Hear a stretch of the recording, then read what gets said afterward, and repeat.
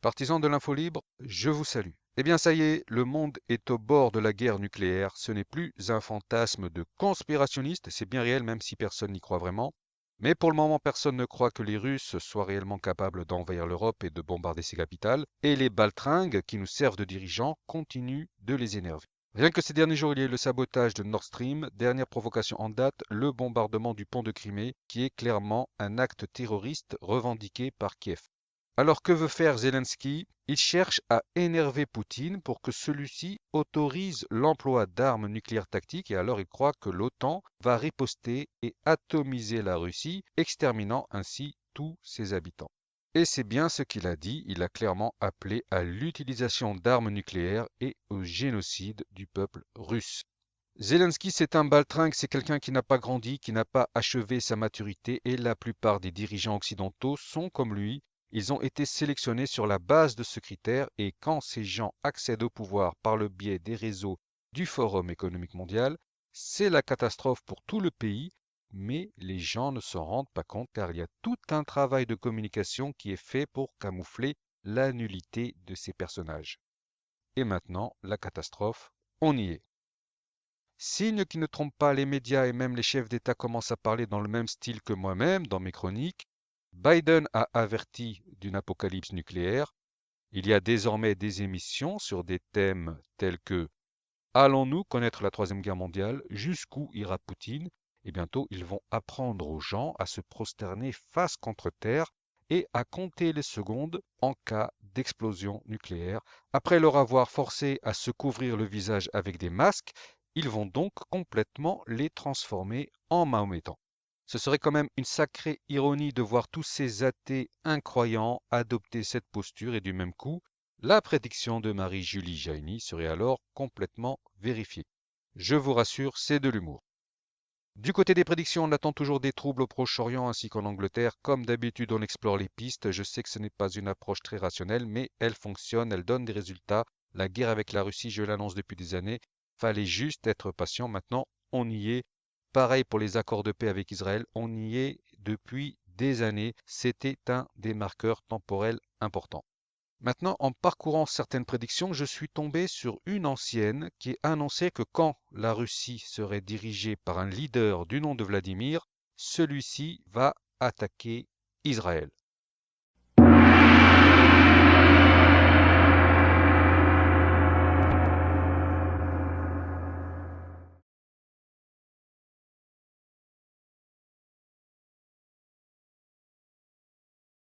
Il y a d'autres prédictions qui annoncent que la Russie va prendre le contrôle des champs pétroliers du Moyen-Orient et donc ce serait fait avec la participation de l'Iran. Alors étudions cette piste que représente un mouvement dans cette région du monde. Pourquoi les Russes feraient une telle chose? Stratégiquement, quel serait leur intérêt? Le premier intérêt serait de déplacer le centre de gravité du front ailleurs qu'en Ukraine. En ce moment, toutes les ressources et toute l'attention des pays occidentaux sont concentrées sur l'Ukraine, et ce, à un tel point qu'ils sont en train de vider leurs arsenaux. La France, par exemple, a donné 30% de ses canons, et pareil pour d'autres pays. Ils donnent leur propre matériel et leurs munitions et se retrouvent ainsi démunis, ce qui d'ailleurs va faciliter l'invasion russe qui est planifiée. Mais je le répète encore une fois, ces pays sont dirigés par des baltringues de 13 ans d'âge mental qui ne réfléchissent pas aux conséquences de leurs actes et alors le pire devient possible. Et le fait d'ouvrir un nouveau front au Moyen-Orient devrait également entraîner un grand mouvement de troupes dans ces régions du monde. Il faudra d'abord protéger Israël et donc ils vont accourir comme des petits chiens et ensuite il faudra protéger l'approvisionnement en ressources naturelles, c'est-à-dire les gisements, mais également les pipelines qui sont devenus des cibles stratégiques. Comprenez une chose, sans accès aux ressources du Moyen-Orient et qui transitent par la Méditerranée, les pays européens seraient complètement bloqués, foutus, cuits, hors service. Et donc en cas de guerre au Proche-Orient ou au Moyen-Orient, ils devraient aussitôt abandonner l'Ukraine pour sauver leurs propres intérêts et donc ils vont tomber dans le piège et pareil, cela a été annoncé dans des prédictions. Les forces armées vont se déplacer dans cette région du monde et ce sera un piège car les Russes prévoient de les envahir. Ben oui, sans soldats pour défendre la patrie, les Russes vont pouvoir venir. Il y aura des flottes entières concentrées en Méditerranée qui se feront face mais sans combattre et pareil, c'est l'un des marqueurs temporels annoncés. En résumé, au regard des prédictions, la meilleure stratégie pour les Russes serait de déclencher un conflit au Moyen-Orient ou au Proche-Orient. C'est le meilleur coup qu'ils puissent faire et cela implique donc que Poutine trahisse Israël. Ce serait donc un sale coup qu'il prépare en douce pour se sortir du piège dans lequel il se trouve en Ukraine. C'est un piège fatal qui pourrait entraîner une guerre mondiale et l'atomisation de la Russie. Et donc, dans ces cas-là, la stratégie, l'intelligence et la ruse l'emportent sur l'émotion et l'impulsivité. Bien sûr, les Russes et Poutine ont envie d'utiliser des armes nucléaires tactiques, mais en face d'eux, ils ont l'OTAN.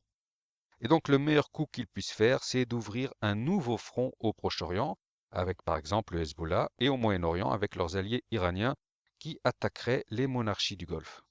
En tout cas, c'est ce que nous ont annoncé les prédictions et aujourd'hui, on voit dans quel contexte elles sont en train de se vérifier peu à peu.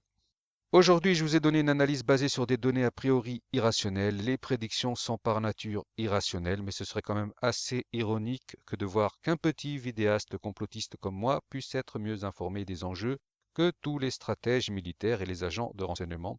Alors oui, j'avoue, ce serait quand même amusant de voir le scénario que je vous ai exposé aujourd'hui se réaliser et surtout, ce serait amusant de voir les armées occidentales se ruer en Méditerranée et au Proche-Orient et tomber ainsi dans le piège de Poutine alors qu'il est pourtant évident.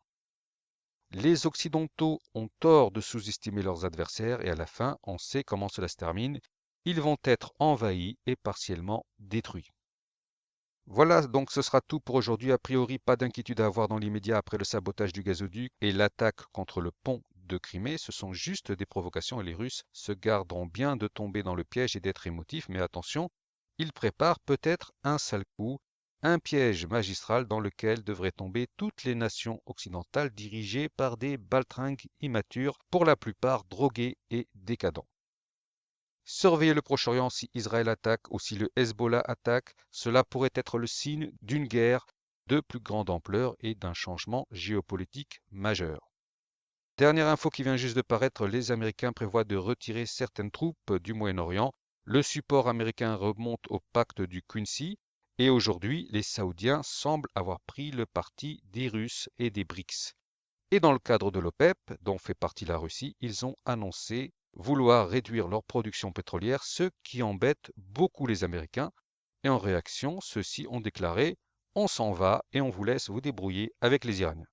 Ce n'était jamais arrivé auparavant et si cette info se confirme, si les Américains quittent la région, cela laisserait donc le champ libre aux Iraniens et donc le scénario que je vous ai exposé aujourd'hui semble se mettre en place.